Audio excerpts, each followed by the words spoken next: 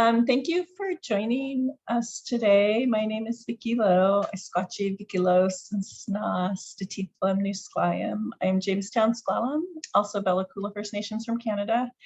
And I'm the Executive Director for the American Indian Health Commission. I do have two of my staff with me today. Maria is under the weather, so we're not going to make her turn her camera on. Hello, everybody. My name is Maria Ness. I'm the Legislative Liaison for the American Indian Health Commission. Nice to hear you. And then we have Ashley. I'm here, but it doesn't show that my camera is working. I don't know if you guys can see me or not. Well, just imagine me, but younger, because Ashley's my daughter. And I'm wearing glasses.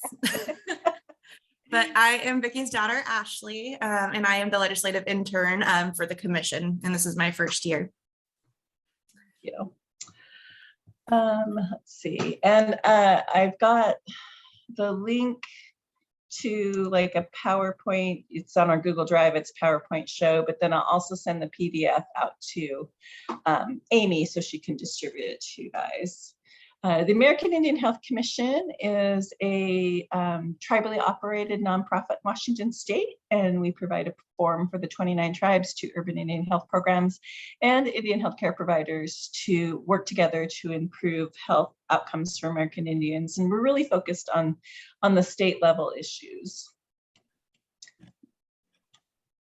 I'd like to start by doing a land acknowledgement, and I think I did this last year, and if you've never seen or heard one before, I just want to invite you to learn more about the land that you live on and where you work. It is actually very appropriate for non-Native people to give a land acknowledgement. It's probably more appropriate than it is for me, but I will do one today. I would like to begin by acknowledging that as we gather today, we are all on the ancestral homes of Indigenous people. Where I live, that is the Sklallam people who are my ancestors and who have lived on these lands from time immemorial. Please join me in expressing our deepest respect and gratitude for our Indigenous neighbors. For me, that's the Sklallams and the other Salish people here on the Olympic Peninsula, for their enduring stewardship and protection of our shared lands and waterways. New Sklyam means Sklallams, and the Sklallams are the strong people. So before we talk about anything, we always have to talk a little bit about tribal sovereignty. And I want to, start out and give an overview of that, and then also of the Indian health delivery system, and then talk about some of the legislation we've passed in the last few years, work we're doing in the behavioral health system, and some of our legislative priorities for this year. And, we've talked to some of you about those. So my style of presenting really is, please ask me questions along the way if you're not understanding something, or if I'm using acronyms, which I try really hard not to, but it's so much a part of our daily life that sometimes I stick an acronym in there and you don't know what I'm talking about. So call me out if I do that.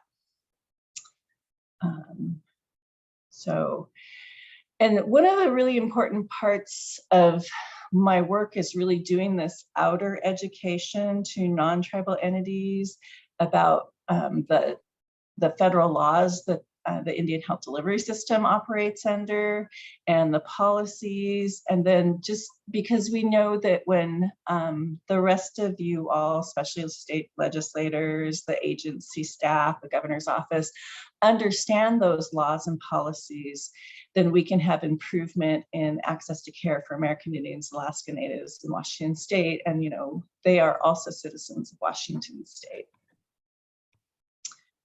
So there's a legal and historical foundation for the Indian health system. I'm going to go way back before 1491. And this is a map of where the tribes or the Indigenous peoples lived pre-contact. And if you look at the coasts and up and down them and see all of the different names on there. And land is something we talk about a lot. I gave a land acknowledgement. In my community, we think of the land as part of our community, the people, the land, the trees, the water, the fish, the birds, they're all part of our community, and we care for each other. Prior to the formation of the United States government, the tribes on the coast there, if you look there, I don't know if you can see them with the people faces, but here on the East Coast, they were making treaties with Spain and Great Britain. And that really is what established tribes as nations. So that was prior to the formation of the United States government. Once the United States became a government, they also started making treaties with the tribes. And it was mostly used to have a stable relationship or to make sure that they could trade with the tribes. Treaty making became a method to take land from Indians. Between 1789 and 1871, there were 370 Indian treaties made with the United States government. And as the country moved forward and expanded westward, how that worked, how treaties were negotiated really changed over time. And by the time they got out here to the West Coast, treaties were really done under duress. They were definitely a way to take land from Indians and give them to non-native settlers. So once the treaties were negotiated and that land was given up, this is a picture of what was left and where the tribes all reside now. And that's quite a difference from that first picture. All of the treaties in Washington State were negotiated in 2 years, between 1854 and 1856. Right now is like Treaty Days season because they were done really quickly and is a means to get land in order to bring the railroad here. Isaac Stevens negotiated the treaties. He was also in charge of the railroads. And what we'd like to call out here is that each of these 8 treaties that were signed all had the promise of healthcare in them. In 1871, the federal government stopped making treaties, but they also passed 25 USC 71 here that talks about how they're not making any more treaties, but that cannot be misconstrued to invalidate or impair any obligations that had been made under treaties that were ratified. So no more treaties, but what was agreed to still holds. And I like to share this slide because it just really shows the uniqueness of each tribe. We all have federal rules we fall under, that we operate under. We have these relationships with the federal and state government, but each of the tribes is very unique in their values and how they choose to govern their own people. So there's 2 really important themes in Indian law. The first one is sovereignty. And as legislators and legislative staff, I'm sure you hear this a lot when we talk about laws that impact the tribes. So tribes are independent entities with the inherent power of self-governance. Why is inherent power called out in there? Because it's really important to understand the difference of that. Remember when I said that the tribes negotiated treaties with Spain and Great Britain prior to the United States government forming. That's where the inherent comes from, that they had it before there was a United States government. They don't derive it from the federal government, and they certainly don't derive it from the state government. It is something that they've always had. And so prior to contact, tribal governments, tribes had governments. They don't look like governments we have today. They took care of their people. They took care of their communities. They had leaders. They made decisions in specific ways, and they were very different and specific depending on which tribe they were. And so in contrast, if you think about how a city operates, they derive their powers from the state, but a tribe's powers are inherent and they do not need authority from the state and federal government. And what does tribal sovereignty look like in practice? Well, we've seen that a lot during the pandemic, but really tribal sovereignty is the ability to govern your own people and your own lands. There's that word land again. To have say over tribal culture, religion, traditional practices, who's a tribal member. Tribes often have laws, which they usually refer to as codes or constitutions. Some tribes have their own law enforcement systems. They certainly have healthcare systems. And some tribes even impose taxes on certain situations on their tribal land. And when you pay taxes as a tribal member, you would pay it to the tribe as your government, not the federal government. The second important theme to understand is the trust responsibility. And the trust responsibility is the legally enforceable obligation of the United States government to protect tribal self-determination. And these comes from some different federal laws. One of them is the Indian Self-Determination Act of 1974, and then the Indian Healthcare Improvement Act, the federal one that was passed in 1976. So if there's a lawsuit against a tribe, let's keep it to healthcare. So if there was a lawsuit against a tribal health clinic, what would happen would be that the federal government would come in and be the defendant in the place of the tribe. And that's part of that trustee relationship that the federal government has with tribes. The federal trust responsibility is often talked about as something that's related to tribes. And again, here it is in those treaties that were negotiated with the tribes. The exact wording is that the United States agrees to employ a physician to reside at the central agency, which is where the reservation is, and who shall furnish medicine and advice to the sick and shall vaccinate them. And that's something that's been very important in the last year here as we've been doing vaccinations against COVID. And that this federal government would take on the cost of that. And then again, in that federal Indian Healthcare Improvement Act was the first time, instead of talking about the treaty, the trust responsibility between the federal government and tribes as government, but it also extended that trust responsibility to individuals, to American Indian individuals. And so that is an important part of how the Indian healthcare delivery system looks now. So let's talk about the Indian healthcare delivery system. So Indian Health Services is a federal agency. It didn't become an agency till 1955. So prior to that, because treaties came from the War Department, there was a time when the treaties when Indian Health Services came from the War Department, and then it moved to the Department of Interiors. And then when IHS was formed in 1955, it moved there. IHS is like a sister agency to CMS, Center for Medicare and Medicaid Services. So it's that level of government.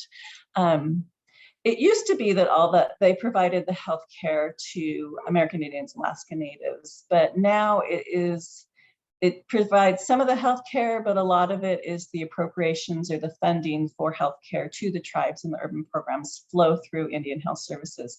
So it provides the funding for healthcare for approximately 2.56 million eligible American Indians and Alaska Natives. And there's a legal definition of who is eligible for IHS, and it's individuals who are of Indian descent and members of their community, and that's in 42 CFR. In Washington State, we have, the Washington State Administrative Code defines Indian healthcare providers as 4 different types of entities. And we're going to talk about each of them, but I just wanted to show the WAC because it shows how these all come from federal law. So the first type of Indian healthcare provider is an IHS facility, what's called a direct service facility. And those are those health programs that are still operated by the federal government. So IHS operates the facility, the providers and all the staff there are employees of Indian Health Services. So they're employees of the federal government. I think it was last February when the government shut down, all of those employees weren't allowed to go to work, which was really an awful thing during a pandemic. I'm sorry about the barking dogs. So direct service tribes is where primary care is received through Indian Health Services. And they provide whatever care they provide. Each clinic is a little bit different. In Washington State, we have 3 IHS service units is what they're called, and they are in Colville, Spokane, and Yakima reservations. So the next type of clinic is a tribal or compact or contract tribe. And these are part of the Indian Self-Determination Act, also known as Public Law 93-638. So they're sometimes called 638 tribes. And these are when tribes took over the administration of the program from the federal government under a compact or contract. They just literally take a line item out of the budget and say which programs they're going to run.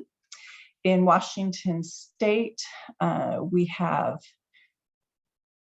27 tribes that administer their own programs. So that's out of the 29 tribes. And some of those tribes are actually the 3 tribes that have Indian Health Services operated facilities also operate some of their own clinics. Over half the funding from IHS now flows through the tribes who provide their own primary care. And then the third type of provider as Indian healthcare provider is the urban Indian health programs. And this came out of that 1976 law, the Indian Healthcare Improvement Act, where they started talking about providing or having the trust responsibility to provide healthcare to American Indians as individuals and instead of just tribes, through some federal policies that were not very good, I would say.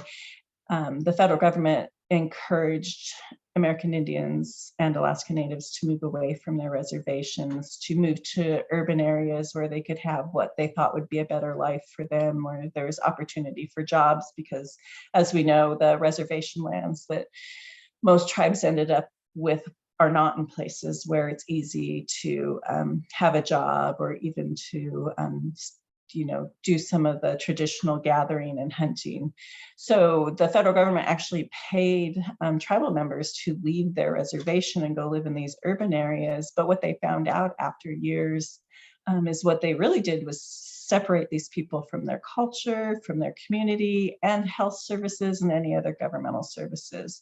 So in the 70s, the federal government started building these urban Indian health clinics.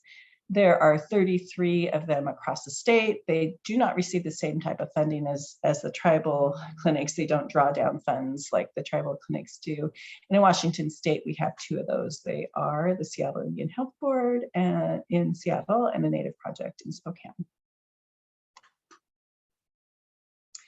And this is a picture of what those clinics look like. So if you look on the east side of the state to the right, the black circles with the white plus in them, those are those 3 IHS operated facilities. And then the green ones with the black plus, those are the tribally operated, those compact or contract facilities. And then there's, if you look over by Seattle, you see the blue diamond, those are the 2 urban Indian health programs. There are 3 tribes that don't have clinics operating right now. That is the Hoh tribe out here on the peninsula, the Samish tribe up north, and the Suquamish tribe. They have a behavioral health program, but they don't have a health clinic. The Suquamish tribe will be opening a clinic soon. The Hoh tribe is definitely working on opening their clinic again. So how does the Samish tribe have healthcare without a clinic? I'll show you. There's 2 types of buckets of funds that come from Indian Health. The first one is direct care, and those are all those clinics I talked about. They receive direct care funding in some way, shape, or form from Indian Health Services. And so they provide services, primary health care. If they can get specialty care to come, they can provide it. But if they can't, then whatever they're able to provide is all they can do for direct care. The second pot of funds is referred to as purchase and referred care. And so a person can be referred out of a tribal clinic or an IHS clinic or an urban clinic and receive care from either hospitals or specialty providers in Washington State, we are in the Portland area Indian Health Services area, and there is no IHS run hospital here. In other areas, they have an Indian Health Services run hospital. And so when members can't receive care at the tribal clinic or the IHS clinic, they're referred to the IHS hospital, and there's often the specialty care that's needed there. And so Indian Health Services runs those hospitals in Washington State and Oregon and Idaho. We don't have a hospital like that. So we have to use our purchase and referred care funds to pay for our tribal members when they seek care outside of the tribal or Indian Health Services or urban clinic. And so that is where a lot of our work ends up happening, and it's very expensive. And speaking of money, this is a picture of how the funding works. So this was a study done by the Government Office of Accountability, so the federal office, to look at how federal healthcare expenditures happened. And so if we start from the left side, you look at Medicare, and this is 2018, they haven't updated it yet since then. The average that was spent on Medicare recipients, so, you know, older people who might be sicker, who you'd expect to spend more on, is $13,257 per person per year. And then the next one is the national spending, so that's kind of averaging everybody out, is $9,409 per person per year. Next is the Veterans Administration, that's $9,574. Medicaid, which, you know, people complain about is being low paying, is $8,093 per person per year. There's a benchmark. And then the very last one is what is funded for Indian Health Services is $3,779 per person per year. And there's that other category, that's some of the purchase and referred care. So that's the actual spending. And really the difference between Indian Health Services and Medicaid and Medicare are that Indian Health Services funds are appropriated funds, and Medicare and Medicaid are entitlement programs. So that means with appropriations, when the money's gone, it's gone, so you don't get any more. And so for years, because of the underfunding of Indian Health Services, a lot of tribal programs would have to stop providing services or sending people out for services unless they were in jeopardy of losing their life or a limb or having a baby. They couldn't be referred out for that purchase and referred care, which is even worse up here in the Portland area because we don't have an IHS hospital to refer people to.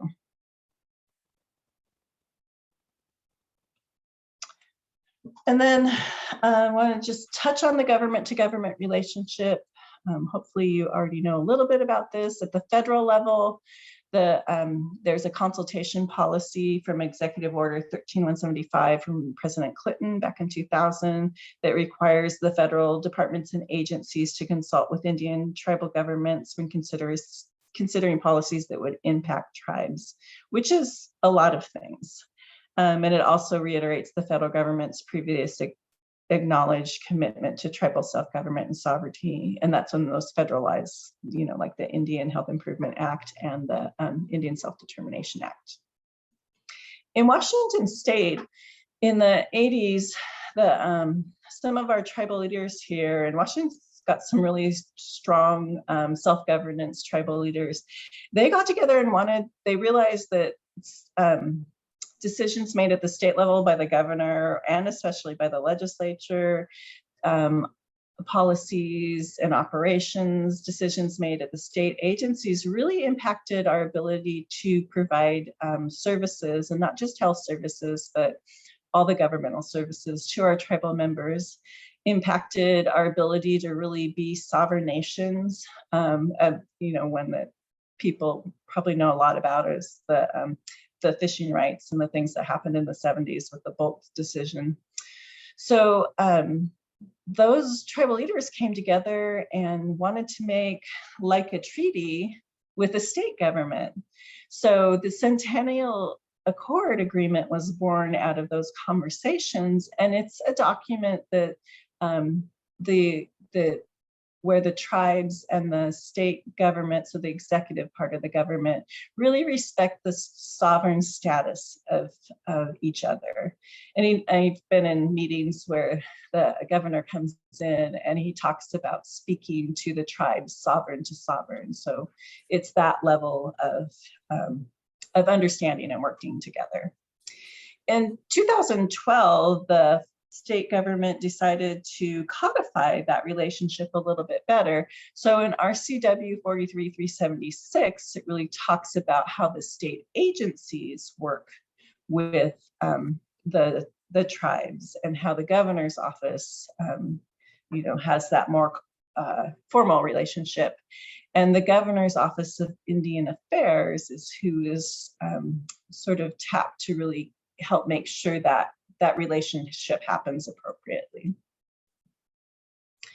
So in the past few years, the commission has really, since 1994, we worked a lot on working with the state agencies and the governor's office. But in 2017, we realized there was some things that couldn't be fixed without legislation. So we began working with Senator McCoy and Representative Lackanoff, our two Native American legislators. Senator McCoy has since retired, but and we developed the Washington Indian Health Improvement Act. And I like to share this part out of the intent because it's really the gist of pretty much all the work that we do as a commission. And it is to ensure tribal self-determination and maximum participation by American Indians, Alaska Natives in the direction of health services. And this is the part where the state comes in. So as to render the persons administering such services and the services themselves more responsive to the needs and desires of tribes and American Indians, Alaska Natives. And that is mostly, that red line where we go outside of the tribal clinics and receive care from non-tribal providers. And in 2020, just a follow-up to the Washington Indian Health Improvement Act, we passed the Washington Indian Behavioral Health Act. And again, with the intent to address really awful overdose and suicide rates that we're having in Washington state specifically. And this graph here on the right shows what happened between 2001 and 2016. The rate of suicide mortality for American Indians and Alaska Natives increased by 58%. And during the pandemic, we saw, this is ER data, that for almost a year, so between the end of December in 2019, the end of January, so 13 months, 2021, there were 400 suicide attempts that we know of across the state by American Indians and Alaska Natives. So we know that the behavioral health system in Washington state has not worked well for American Indians, Alaska Natives for probably 3 decades since the RSNs were introduced. And tribal leaders, urban Indian health program leaders have been talking to the state about this for many years. But the gist of it really was this lack of recognition of tribal governments to have that sovereignty to care for their people when they were, when they had to receive services outside the reservation. There was a lot of work and some reports. There's a link to this 2013 Tribal-Centric Behavioral Health Report about what was going wrong and what the strategies were. But it really took until 2020 when passing the Indian Behavioral Health Law to address it. Some of the issues were, the state has moved Medicaid to this very managed care system. Even the RSNs, the regional support networks, and the behavioral health organizations, and now the behavioral health administrative services organizations are all managed care. But over 60% of the American Indian Alaska Native Medicaid population is still in the fee-for-services system, because that's a system that works best for the tribes and the urban programs. Oftentimes, our people are told they don't have any coverage if they are not enrolled in a managed care plan. And there's definitely a lack of voluntary inpatient treatment. We don't have any tribal operated mental health inpatient facilities. We have 2 tribally operated substance use disorder facilities that are very wonderful and provide great services to our American Indians, Alaska Natives. But there's really continues to be a lack of notification or coordination with tribes as government when our tribal members get involved in the involuntary treatment situations. In working on the behavioral health system, I think it's complicated. The behavioral health system and the crisis system in Washington State is complicated, but we just want to show this graphic for you to think about what else we have to work with as tribes. So not only do we have the Medicaid laws, the state involuntary treatment laws, RCWs 7105, and those contracts with the MCOs, we also have our own tribal laws and customs. There's federal Indian laws that we still have to follow, and then there's these tribal crisis coordination protocols that the tribes have been trying to work through with the Healthcare Authority and the BHASOs and all the other players in the crisis system. So to date, we have done a lot of work, and to date, I mean since 2020 when we passed the Indian Behavioral Health Act, and this has all been done during a pandemic, so keep that in mind too. I think we could be a little farther ahead, but there's still been a lot. We do have the Tribal-Centric Behavioral Health Advisory Board that has been stood up so that tribes could implement their own tribal evaluation and treatment facility for inpatient. And we did the legislation. The commission has done trainings with the DCR Academy, the Forensic Navigators under the Troop Blood settlement, and for many behavioral health providers across the state. Just training on this training that I'm doing here on the Indian healthcare delivery system, but also how our behavioral health system works and how we're trying to coordinate with the outside system.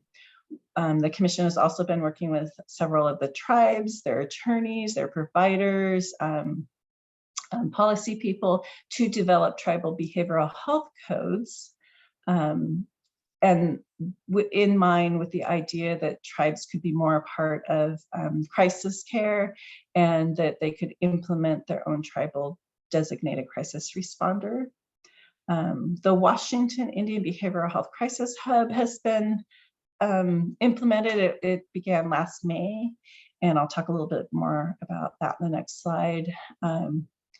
We have designated crisis responder planning meetings, so meeting with each of the tribes on how they could implement their own tribal designated crisis responders.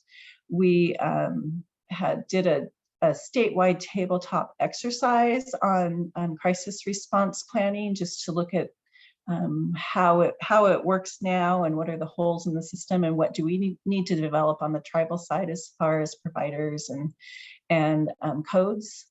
And then effective January 1st, the tribal designated crisis responder WACs went into place. So now there is a process for tribes to work with the Healthcare Authority to designate a crisis responder from the tribe who can work in the states, court systems, as well as the tribal systems. And then we've been gathering information with attorneys and judges and evaluation and treatment facilities to help them be prepared for the implementation of tribal crisis responders.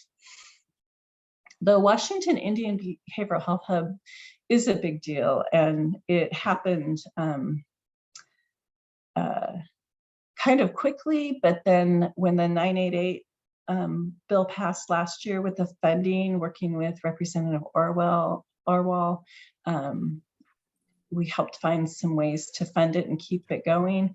But this is a hub where you can call if you're a tribal member, if you're a family member, if you're a non-tribal provider, and you're trying to figure out how to help a tribal member.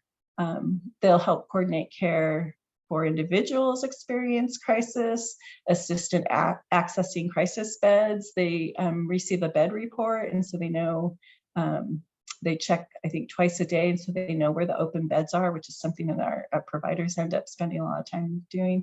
They'll follow up with if there's a crisis call on the lifeline.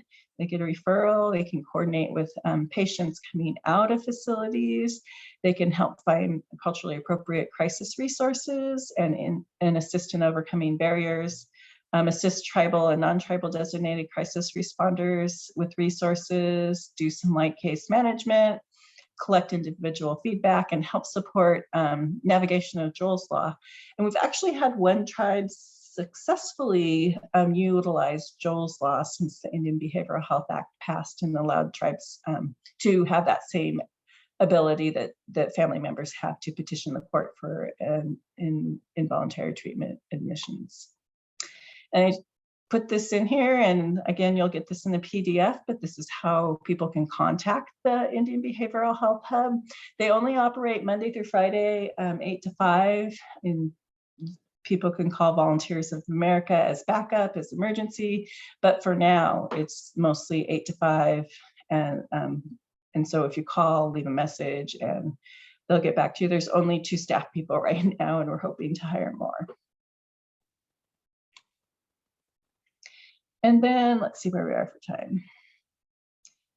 Okay, I just wanted to share our priorities for this year. I think many of you we've talked to already, but quickly. House Bill 2060 was Tribal Administration of Long-Term Support Services. Again, this came from the Washington Behavioral Health Act. And remember, I read that part about rendering the services so that they can help tribal members better. The long-term support services are applied through the Area Agency on Aging, their AAA staff. And this bill will allow tribal staff to help with those applications. When the Affordable Care Act passed in 2010, the commission worked with the Washington Health Benefit Exchange, which stood up to develop the Tribal Assister Program. And that is staff at tribes who are government employees who have access into the health plan finder so they can help tribal members apply for coverage, who understand how to ask questions of tribal members and work with them. They understand tribal income, which oftentimes state staff don't. And we've had such an improved, an increase in coverage for our tribal members because of that work. And so it's really important to have someone who understands the tribal income and also understands tribal assets. There's a lot of federal rules, especially with the IRS, about what's reportable income as a tribal member and what's not. Non-tribal staff have a lack of understanding of important tribal programs like general welfare programs and often mistakenly report income when they shouldn't. The person helping with an application needs to be a trusted member from the community in order to get that accurate information, and we need to honor the knowledge of tribal staff.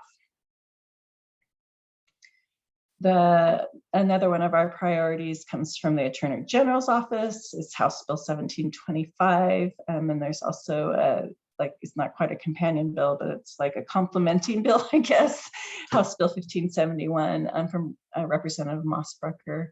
But 1725 makes an endangered persons designation for missing Indigenous people. It's similar to an Amber Alert or a Silver Alert. We know that missing and murdered Indigenous women and people is really a result of intergenerational trauma and the gaps in jurisdiction. It's a lot like the boarding schools. People are being taken from our communities. Nobody's addressing that, and it's causing more trauma to our communities. Criminals know where to go to get away with stuff. The lack of understanding of jurisdictional issues with tribal land, and you have tribal law enforcement, the Washington State Patrol, local law enforcement, they know how to use that to their advantage. Criminals do, so that has played a part of it. This bill doesn't address the really the issues that are really causing this, but it'll help get us out looking for our relatives sooner. And then I just want to flag that the establishing the dental health therapy statewide bill 1885, it's not getting a hearing, but I want you guys to understand that the bill that was passed in 2017 that established the dental health aid therapist on reservations only providing services to IHS eligible users, it didn't fix anything. The state is still paying the full cost of those Medicaid services for DHAT. I think it's $6 million a biennium. And without any changes to the RCW, not only will the tribes not be able to bill Medicaid for those services, but we continue to not have urban Indian health programs be able to utilize the services of DHATs. And we do have a couple of tribes that don't have their dental clinics off reservation land, so they also can't utilize the services of a DHAT and bill Medicaid. We have another bill that we're working to get started in the House. I don't know that it's going to happen this year, but I just want to flag it for people because it'll probably be around next year. We've been doing a lot of work with the Department of Health on data sharing. There is a lot of data from COVID, from vaccinations. Sort of near the beginning of COVID response, it was realized how important it was for tribal staff to have access into the Washington disease reporting system, which is where the positive COVID tests could be found. So local health jurisdictions had access based on their zip code. So they could go in the morning, see where the positive tests were, do contact tracing, provide isolation and quarantine services. And so once the tribes started doing that, it took some of the load off of the local health jurisdictions, which made them very happy. But it was read-only access. So as we've been working with the Department of Health on these data sharing agreements with the tribes to gain that right access into WDRS and CREST and other systems within Department of Health, we realized that as soon as a tribal staff enters tribal data into the state system, it becomes subject to the Public Records Act, which, I guess is fine. But the issue about the ownership of the data is a big problem. Whoever owns the data, who can control it, who could sell it, who can analyze it, that's really important to the tribes. And this is another tribal sovereignty issue that governing our own people. And it's really important for the tribes, the urban programs, to tell the story that goes with the data. We are standing up a tribal data sovereignty committee to work with the Department of Health on how they handle data, but they said if we don't want them to release tribal data when there's a public records request, the only way we can do that is by changing the Public Records Act. So this is what the language is for, and I think we'll be seeing it next year. It is more of a bill. So heads up on that. And then we do have some language that we're trying to get amended into the RCWs for Involuntary Treatment Act. And it's just, more of that work that we're doing at the Behavioral Health Act to recognize tribal governments as part of the behavioral health crisis system. It includes adding the words tribal law enforcement and tribal courts wherever it says law enforcement and courts to really specifically call those out. We know that they're part of tribal governments, but when emergencies happen, sometimes, our tribal law enforcement's not recognized. Tribal court orders aren't recognized at the evaluation and treatment facilities, which is actually under the Behavioral Health Act and Civil Court Rule 82.5, but we know that if these are called out in the Involuntary Treatment Act, that we'll be able to move issues along faster. And we also wanted to add access to traditional cultural healers wherever there is access to a religious advisor. Same idea. In our minds, those are the same things, but we have to specifically call them out in those words in order for people to understand that. And that is what I wanted to share with you today. I love this picture. This, I think, was 2019 when we were in the Capitol and they were doing drumming in the rotunda. It was the most beautiful sound. So I will stop sharing and see if anybody has any questions. Hi, Representative Clover. Hello. I don't actually have any questions. That was so comprehensive, and there was a lot of things that I just I don't sit on a healthcare committee, so some of them were, issues that were new to me, and so it was really interesting. But I always, if I'm talking into a room full of like this Zoom, I just wanted you to acknowledge that I have been listening, except for Thank you. breaks to go to use facilities. But I know it feels like you're talking into like a black hole. So I just wanted to make sure you knew you were not. Thank you. It is really awkward feeling. Weird. I've gotten a little more used to it after 2 years, but yes, thank you for saying that. And I just try not to talk too fast. I just want to make sure we made it through the hour, but I thought it was well paced, and I appreciate it. thank you. We do a 2-hour training and a 3-hour training that's longer. So if you ever have staff that you want to receive it, we're happy to do that. But thank you for being here and for listening. No, it's very, very interesting. All right, but my lunch hour's over. Totally understand. Thank you for Thank you. coming when you could. Yeah, thanks for putting it together. I appreciate it. Okay, bye-bye. Bye. Okay, Good job, Beck. thank you. Yeah, I just kind of want to pop in and echo what Rep. Kloba said. I'm with the 40th. I live in Anacortes, and I've been hearing presentations similar to this, and I think I might have seen one that you did over the summer too. It's so good to just have this constantly heard and re-given back to you, because there's so much to it that it's easy to forget where things are going and how we got to where we are now.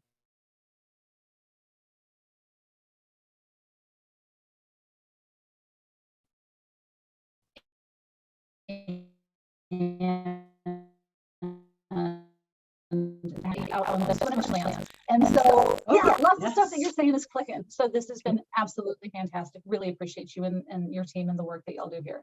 Oh, awesome. Thank you so much. Yeah, absolutely. Yeah, have a great day.